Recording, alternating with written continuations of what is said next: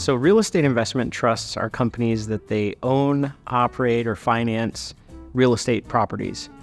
And it's generally, the way to look at it is investors put their money together in a pool, and it gives them the opportunity to buy a lot more properties by combining their funds versus what they could do individually. And we make use of real estate investment trusts here at times. It's a good way to create a stream of income with a certain amount of money, and it's a good way to be diverse in a number of different real estate investments with a smaller amount of money. There's some disadvantages too.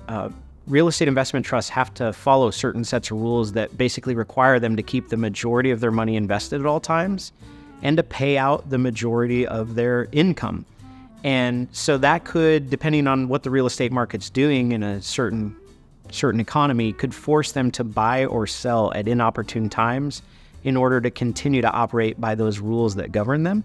And so that can put you as the investor at a disadvantage in that they may have had to buy or sell at a time that really wasn't advantageous. The other thing is, as an investor, you don't have a lot of control with a REIT.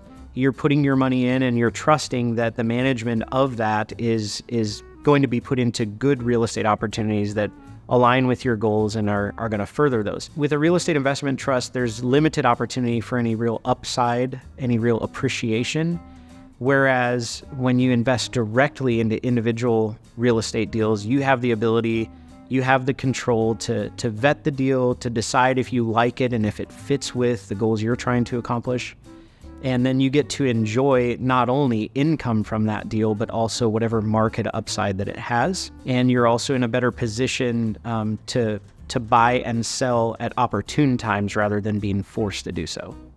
One of the things that an investor might like about REITs is the fact that you're putting your money in and it's very passive. You're going to get some level of a dividend or an income stream, and you're not having to learn everything there is to know about real estate, to choose and to research the individual projects. You're not being required to know a lot about that, so that could be seen as an advantage. On the other hand, if you're an investor who enjoys looking at, vetting, knowing the deals and understanding how real estate works, maybe you want the ability to be more picky and more selective and only participate in real estate opportunities that you feel make the most sense for you. And in that case, being able to individually pick and choose and invest directly into properties might be the path for you. Another fundamental difference between REITs versus, individual properties that are private real estate opportunities, with a REIT, they're usually publicly traded, so you can get into and out of it rather quickly and easily. It's a very liquid investment.